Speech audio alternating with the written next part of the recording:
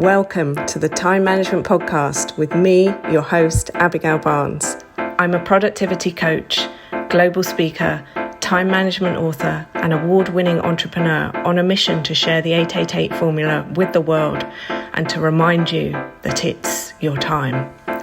Leave it to me to bring you new time management tips, tricks, tools, and strategies, to introduce you to guests, research, and case studies from around the world, and to give you a simple 5-step process you can follow to uplevel your productivity, achieve your goals, and create a life that exceeds your wildest dreams.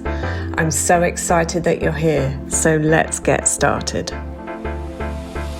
Welcome to the show. Today, I'm delighted to be joined by the incredible Jason Graystone. I cannot wait to dive into this conversation and for you to meet him, find out all about what he is on a mission to share with you and the rest of the world.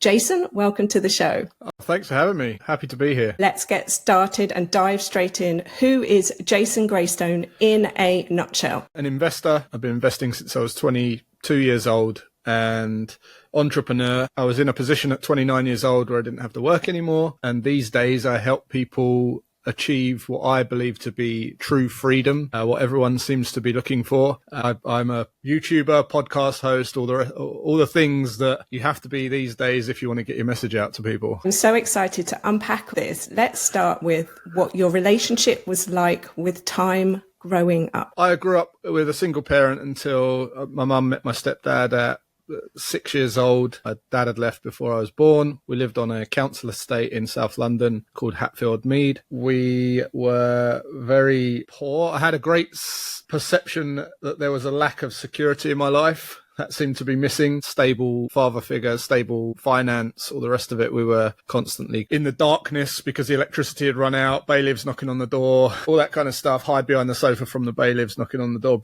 pretend you're not in. And those are really my earliest memories as a child. There was one period of time where we were on the estate. I was 13 years old. And just to kind of give you an insight into why I achieved what I achieved by 29 is every Friday, the parents around my estate used to congregate on the foot of the steps of our block of flats, and they'd all talk about the week. I was a nosy 13-year-old kid, and I used to pick up on them and their attitude towards rich people, money in general. It was very negative. And then what I found, I wasn't really specifically listening out for it, but the reason that I picked up on it is because every Friday at 7:30, this guy called Roy used to come down to these people and take their money to do a syndicate lottery.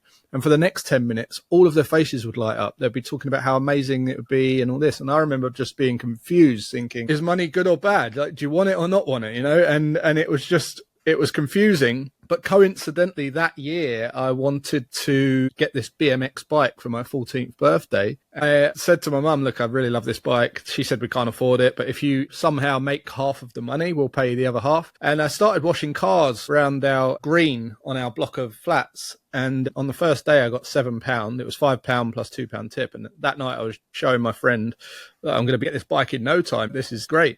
But my stepdad came in and he said, do you want anything from the shops? I'm going down to the shops. And something made me give him the entire day's earnings. I don't know why I did it, but I gave him everything I earned to get another bucket and sponge.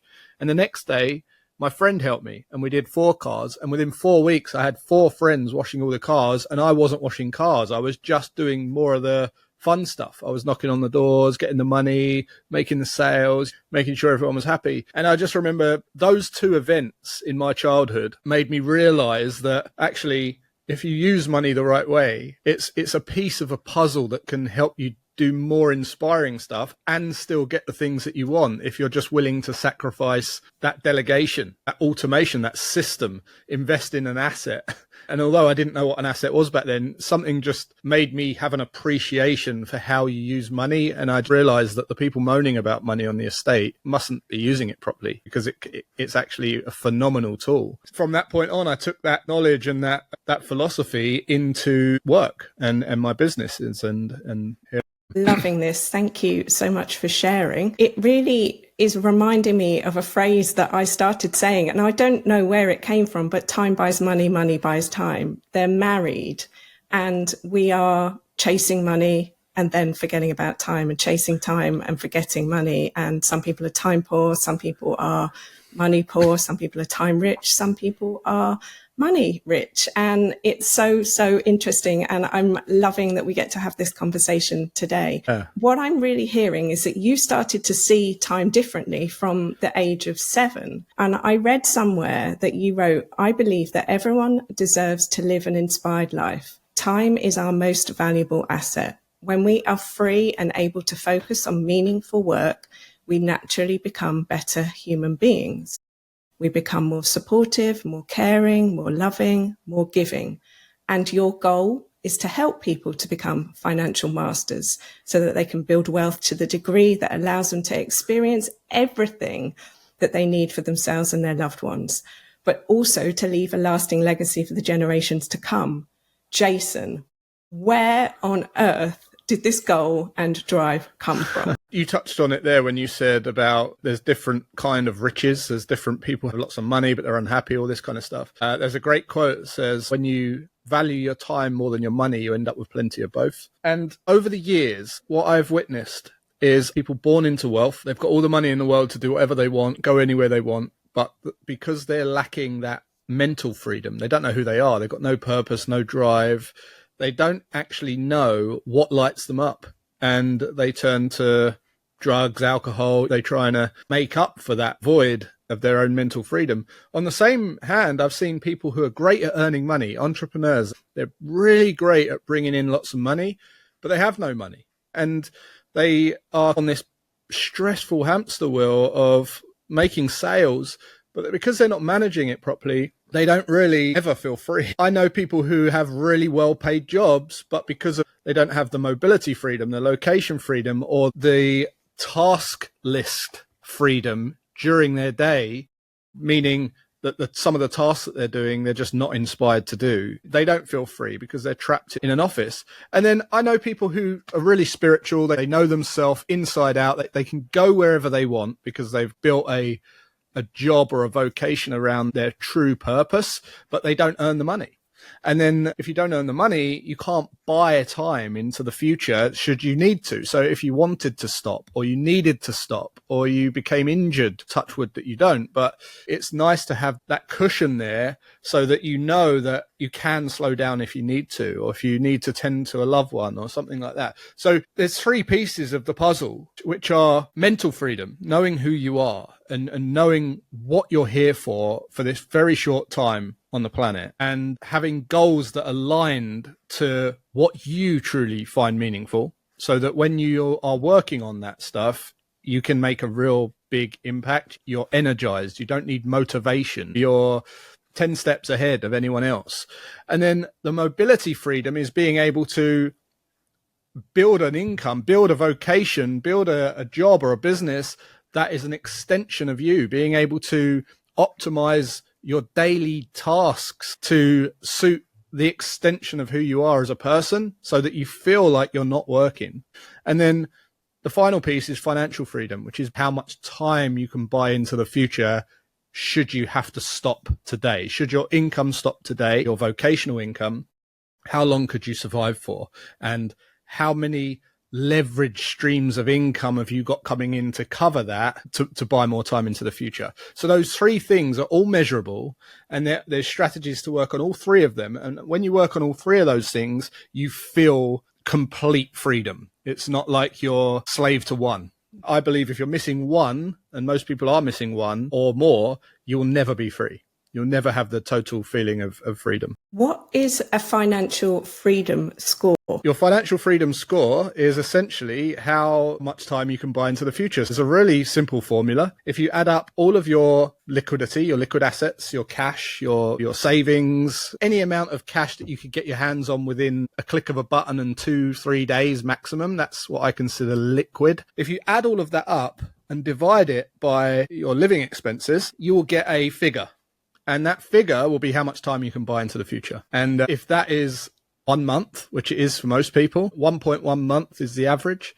If you lost your income today, you could survive 1 month before you radically have to change your lifestyle. That's a low score. But if it's 3 to 6 months, if it's 6 to 12 months, if it's 12 plus months, the more free you feel and the more you unlock more creative parts of your brain that allow you to actually create more income because you're not in a level of poverty and scarcity and fixed mindset. Working on that score is absolutely crucial for you to unlock ever greater portions of cash and income and freedom and everything. What I'm hearing you talk to us about is the idea of being financially free. Is there anything else that you want to add to your philosophy there about what financial freedom is from your point? Financial freedom is just one small piece of the puzzle, really. It's not the ultimate. The main bit, as I said, is mental freedom, knowing who you are. Most people don't know who they are. They are looking up to other people. They're trying to buy things that are not truly important to them. And that is putting a stress on their actual freedom, their financial freedom. Sometimes their mobility freedom is affected by trying to please and appease other people or buy things that aren't important to them, but they're under social pressures or social idealisms. That's a big part of it as well. I'll give you an example. When COVID came and everyone went into lockdown, people were forced to work from their homes, but there was a report that came out that said that people felt freer. And actually, when there was the choice to go back to work, they were given the option of having a pay cut and stay working from home. And 58% of the people in that first 3 months said, yes, they would prefer that, which says to me that mobility freedom is having the flexibility to do your job from your own comforts, from where you want to be.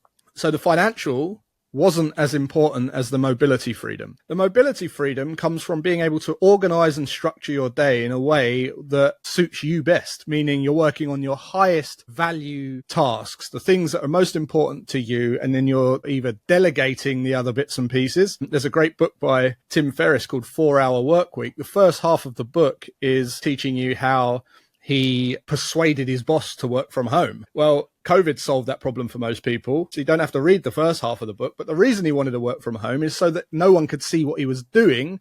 And then he could structure his day the way that he wanted. And he could delegate all of the low value tasks to other people. He actually outsourced his own job tasks to people in the Philippines where he could get it economically cheaper. And he sacrificed his own wages to pay people to do uninspiring stuff so that he freed up 80% of his day. And then for the 80% of his day, he worked on the top 20% things that he found most valuable and inspiring to him, which then it doesn't feel like a job. Plus you're energized. Plus you're going to earn more money naturally anyway, because you're working on the best things. And that's when you feel free, to me. People subordinate to this idea of a retirement, and that's freedom. Well, freedom should just be how you live your life from the moment you're born to the moment you die. And every day should be freedom. And we have that choice. When you're 7 years old and you're playing out with your friends and you're playing football or you're on your bike or you're having an ice cream or whatever, you had all the freedom in the world. But when your mum calls you in and says you've got to go to bed or you've got to have a shower, you think, oh, when I'm older, when I'm an adult, I'm going to be free and no one's going to tell me what to do.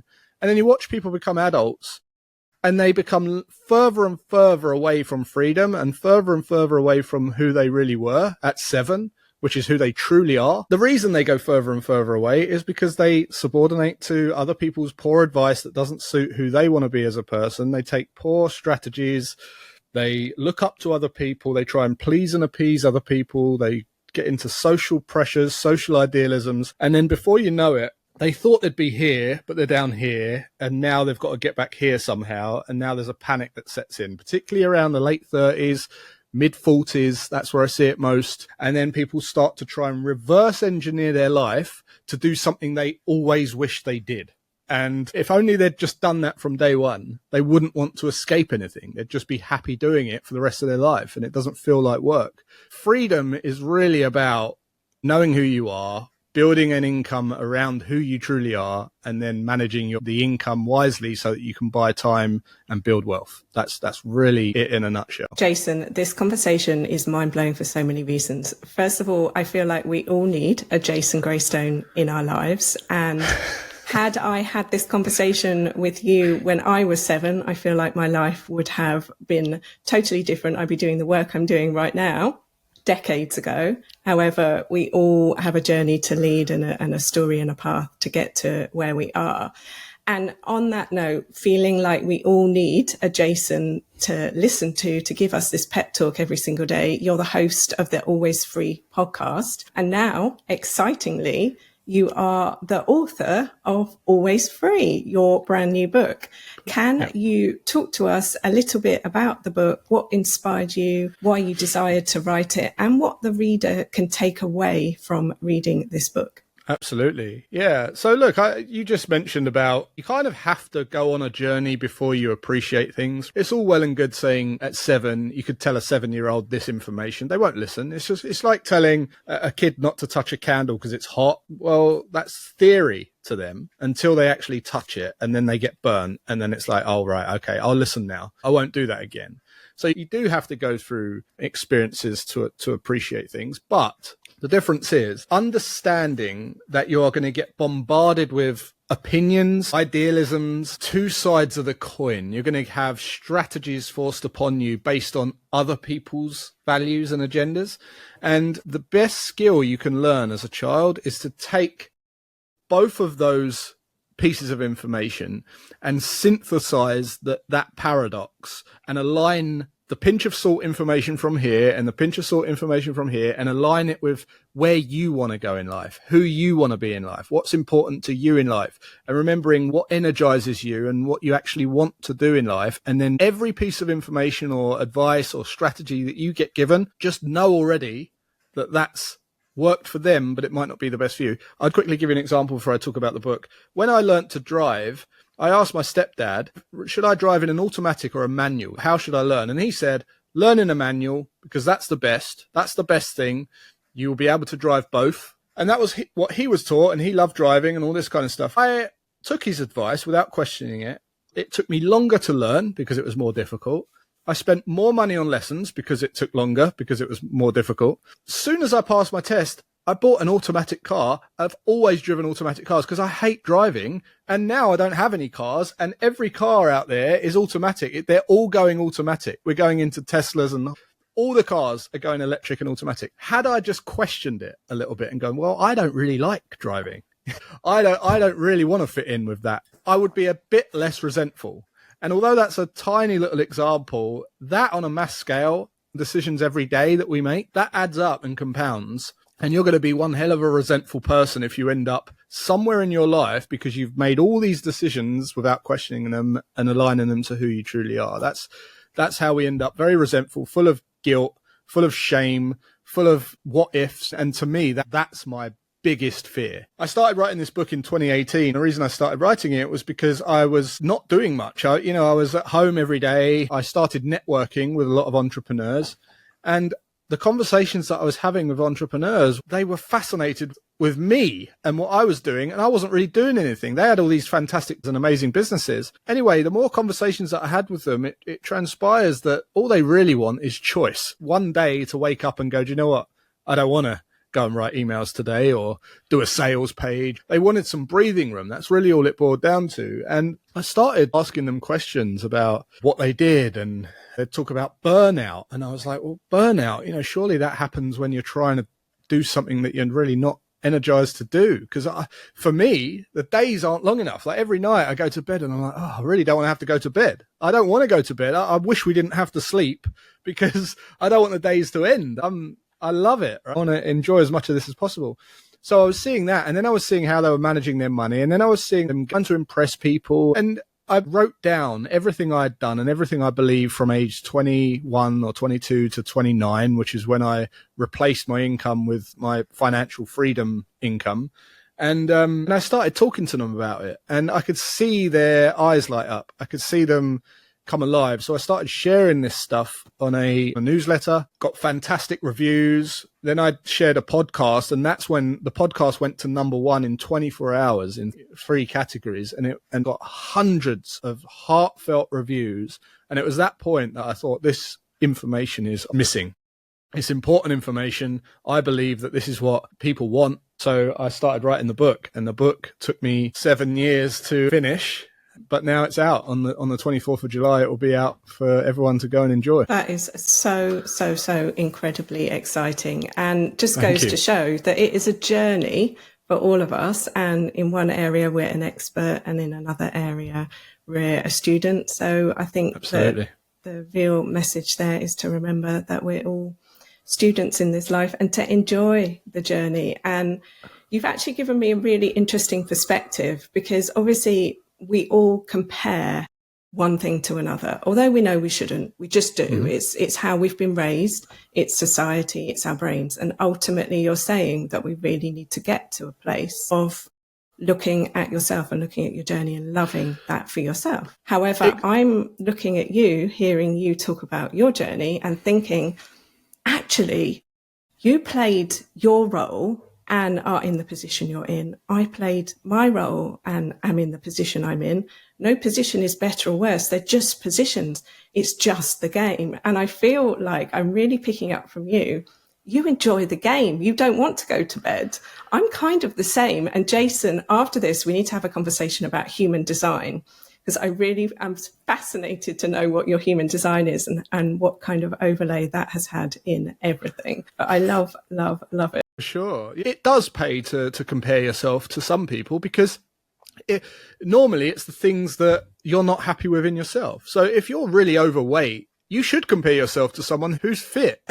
If you've got a drug addiction, you should compare yourself to someone who's overcome a drug addiction, and so on and so on. There's two sides. There's polar opposites. There's extremes in everything. So balance is the key, and making sure that you get to where you want to be and knowing where that is, so that when you get there, you're content and you're not chasing for the sake of it. I met someone just 2 weeks ago in Dubai who said, my next goal now, we've hit this milestone, is 50 million in revenue. And I said, that's a round number. Why 50 million? He's like, well, that's just a nice round number, and that's the next step. And I said, do you realize what sacrifice you're going to have to make to get to that? You better be really clear about why you want that 50 million. Surely it's meaningful. Surely you've got some kind of importance around it. And it really just turned out that he just wanted to prove an ex wrong, or prove an old boss wrong, or something. And I thought, wow, the next 4 years of your life away from your kids, maybe your wife will divorce you because you're spending too much time. You are doing that for someone else's mental thoughts. You are a slave to someone else's mental thoughts, and you're sacrificing all of today's happiness for tomorrow's profit. And that will probably never come, because when you hit it, it won't mean anything. I just said to him, look, man, I've got no goals. I've got zero aspirations. I've got not one goal in my body. I don't care. I just want to live every day like today. And then as a result of living that, I'll be so inspired that I'll naturally tick off milestones, like the book, for example. No doubt I'll reach more people with that, and maybe that'll unlock some opportunities. But I'm not striving for something to appease someone else's perception of me. That is the craziest goal that you can get trapped into. For me, that's the most important thing to understand. Thank you for sharing that perspective with us, because I feel like we're really now moving into what is your lifestyle that you actually want. So talk to us about how you use your time today. What does your lifestyle look like? Work-life balance, all those kinds of words that we hear thrown around. I don't have a work-life balance. I just live every day. My calendar's empty. I go to the gym. I'm doing a couple of podcasts this week. And other than that, these days, I'll record a YouTube video once a week. And that's it. That is literally it. I'll spend time with my family. My son works with me, does the editing and stuff. We just go out, we kick a football, might mow the grass, tinker around the house. That is literally all I do. And that is beautiful to me. For other people, I get it. They've got bigger goals than me. But the important thing was, this life I'm living now was a dream to me when I was younger.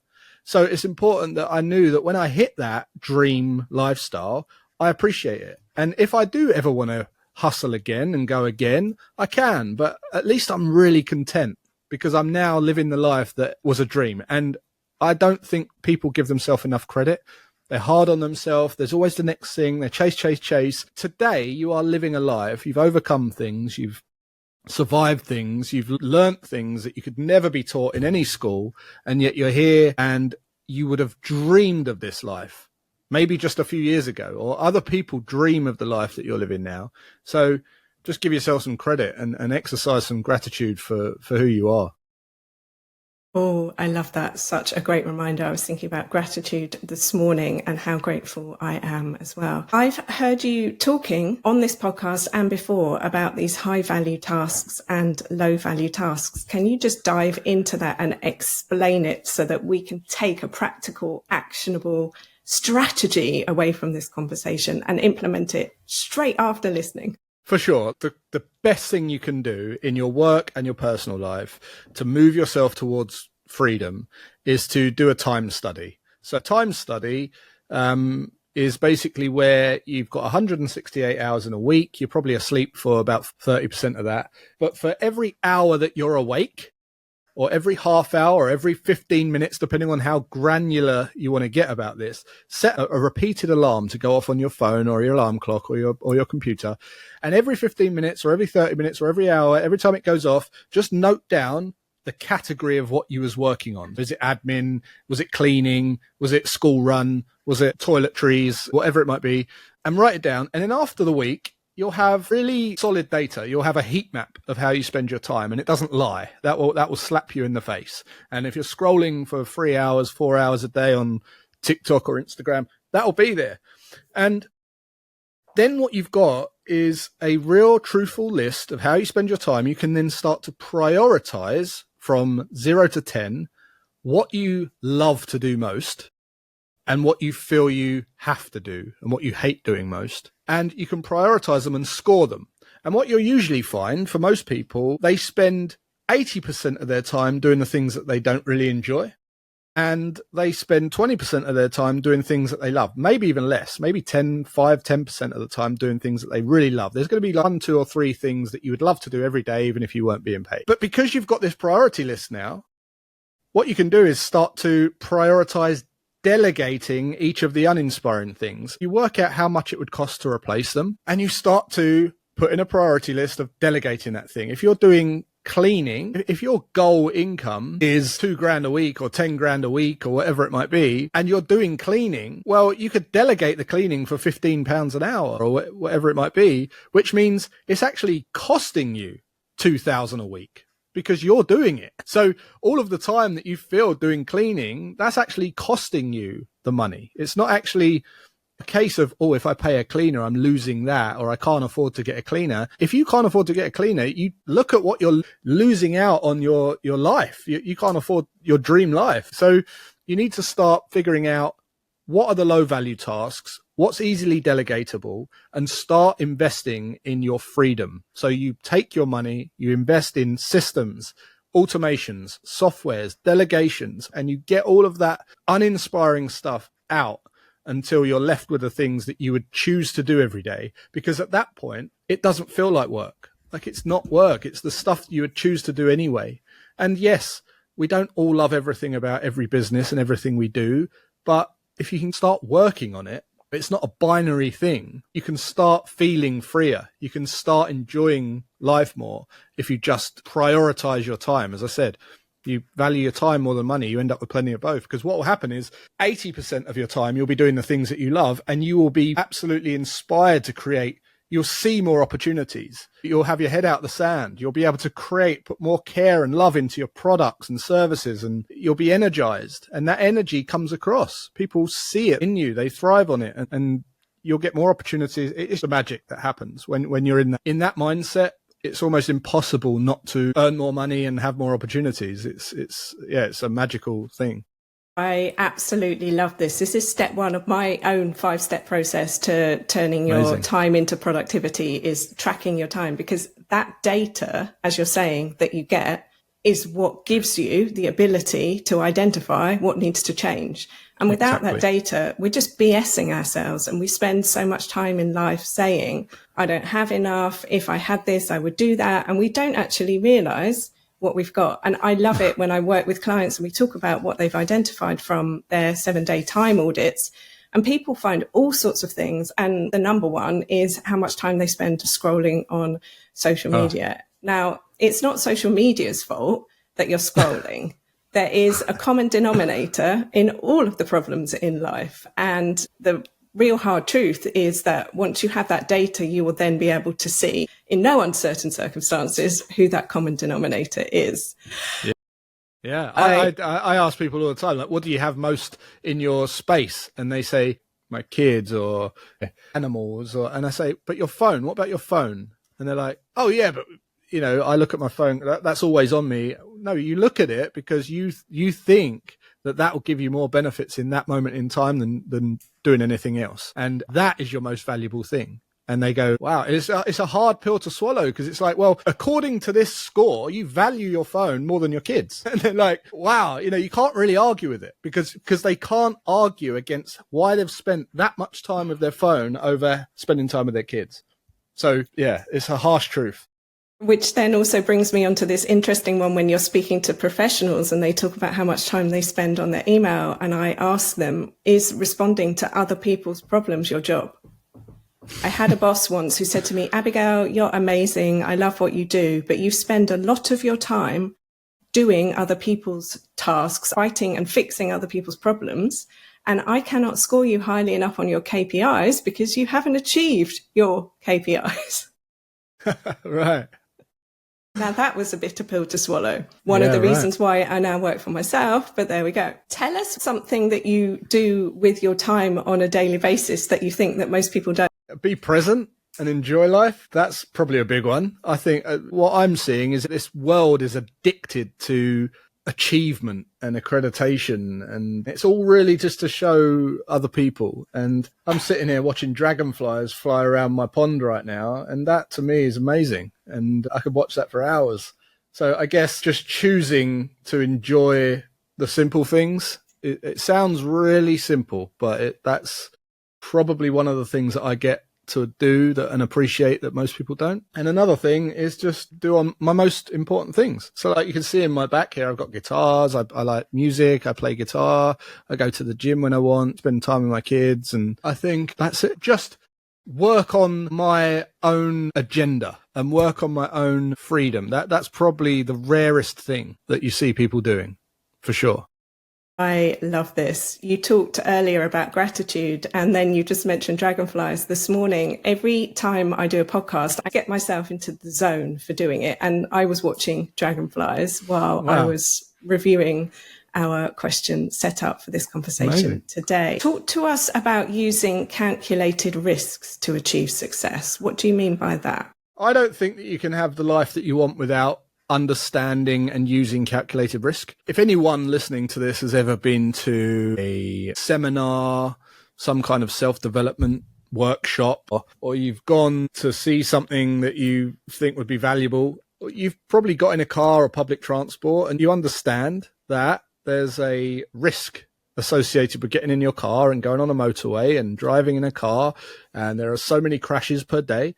If you've ever gone and experienced the Maldives or the Bahamas or anywhere beautiful in the world, you'll appreciate there is a risk to traveling on a plane. And there are risks with everything, but without taking the risk, without weighing up the risk and saying, yes, the end result is worth it, then you won't actually experience anything this world has to offer. What you'll do is you'll be constantly fearing everything, and you will end up in a place where you die where you didn't have any injuries. Well done. And you'll just look back and think, I haven't done anything. We're not completing a game who can get to the end safest. That's not really what life's about.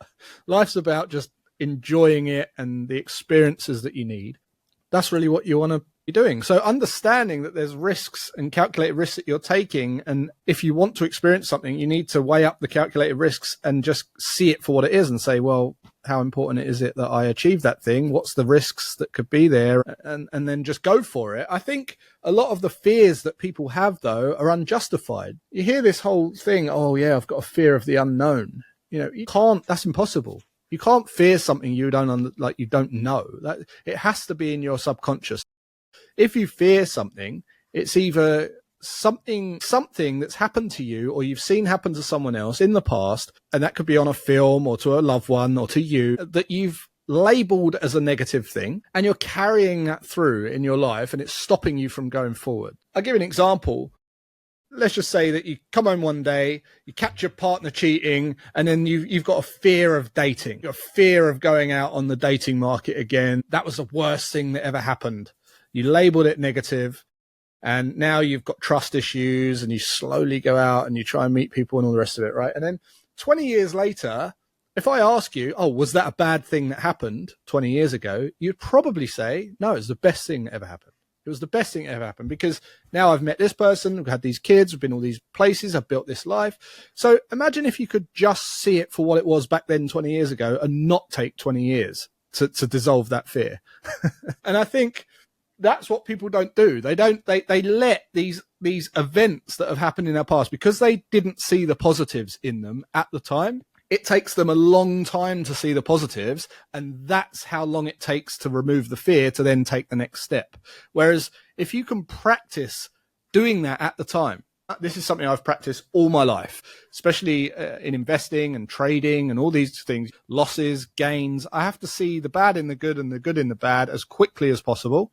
And I need to see the lessons there straight away so that I can learn from them and grow from them and appreciate them. Because if you don't do that, you are never going to be able to take calculated risks because you've got these unjustified, pessimistic views and fears holding you back from doing what you want. And it's all make-believe. It's all in your head. This episode is absolutely mind-blowing. I'm loving it. I can't wait to listen to it back myself. So, walking away from this episode as a listener, we are designing the life we want to have.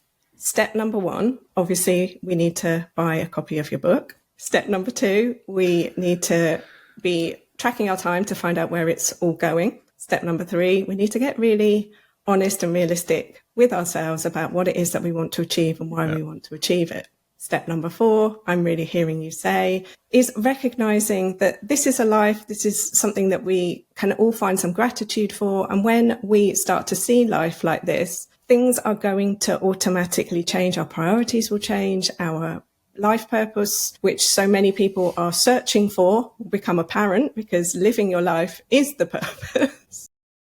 The irony, we've just saved people from having to buy a course about finding your life purpose there, Jason. And then step number 5, what would you like to add to that? Step 5 is optimizing your time around who you are. And the wonderful thing about today is we have so many amazing platforms. You've now got your own TV channel, you've got your own radio show, you've got your own newspaper, and you can monetize anything, whatever it is that's important to you and whatever lights you up and you would choose to talk about every day. If I go to your friends and ask them, what would you go to that person for? Who are they the reliable person for? What do you call them for? They'll tell me an answer that is closely correlated to your purpose, who you truly are. You go through your camera roll on your phone and look at all the photos over the years that you've chosen to take of something. That will be closely correlated. There'll be a theme, because that is a moment where you've been inspired to do something. So when you see the clues there, you can monetize that. You can monetize that in many different ways. And when you feel like you're providing value in a way that's something you would love to talk about anyway, and you're being paid by means of fair exchange because you provided value to someone and they're paying you enough to live and keep doing it, that is literally the completion of life.